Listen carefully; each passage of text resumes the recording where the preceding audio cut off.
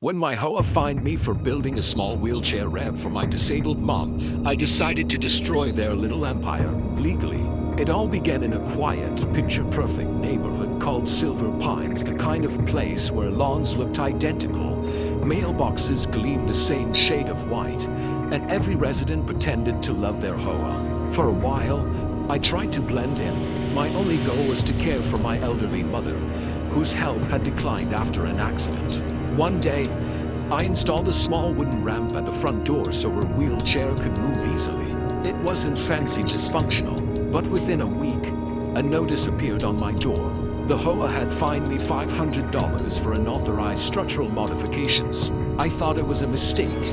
Surely, they would understand once I explained it was for my mom. But when I attended the next HOA meeting, the president, a woman named Carol, smugly declared that rules are rules. No exceptions, not even for disabilities.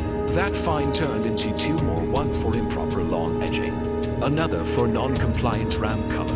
I started realizing that this wasn't about the rules. It was about power. Carol enjoyed making people feel small. Neighbors whispered that anyone who spoke up against her ended up drowning in fines. Most people stayed quiet, but not me.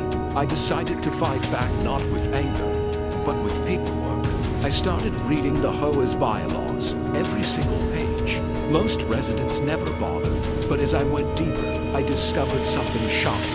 The HOA had been violating its own charter for years. The board hadn't filed mandatory financial reports. They were charging maintenance fees for repairs that never happened. I gathered proof, scanned documents, bank statements, public records. The HOA's own treasurer, a quiet man named Mark, eventually confided in me. He said Carol had been using HOA funds for personal improvements, a new patio, landscaping, even a hot tub, all paid by residents, while pretending to comply with their nonsense. I started preparing my revenge quietly. I compiled everything into a single report, a thick file that could ruin their whole operation. But instead of confronting them directly, I took a smarter route. I reached out to the county housing authority and a local journalist who specialized in corruption stories. Within days, the wheels began to turn. The same HOA that fined me for a wooden ramp was about to face something much bigger: the law. It started with a letter. The county demanded the HOA submit financial audits within 10 business days. When they couldn't, an official investigation began. Carol's confident smile vanished. Soon, she was called in for questioning. Neighbors began noticing inspectors walking through the neighborhood, photographing properties, asking questions. Rumors spread fast.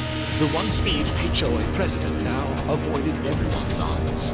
Then came the bombshell article, front page of the local news. Silver Pines HOA under investigation for financial misconduct.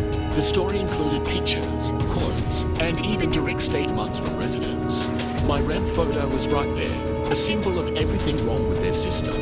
Within a month, Carol was forced to resign. The HOA board dissolved under public pressure, and residents voted to reform the community under new, transparent leadership.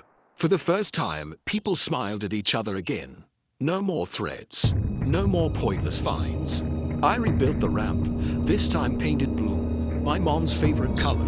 She smiled every morning watching the sunrise from her chair, finally free from judgment.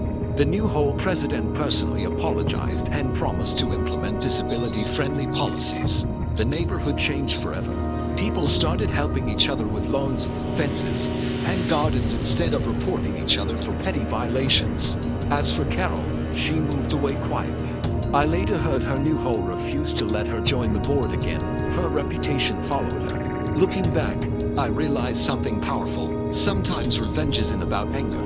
It's about justice, and about standing up for what's right even when the system is built to silence you.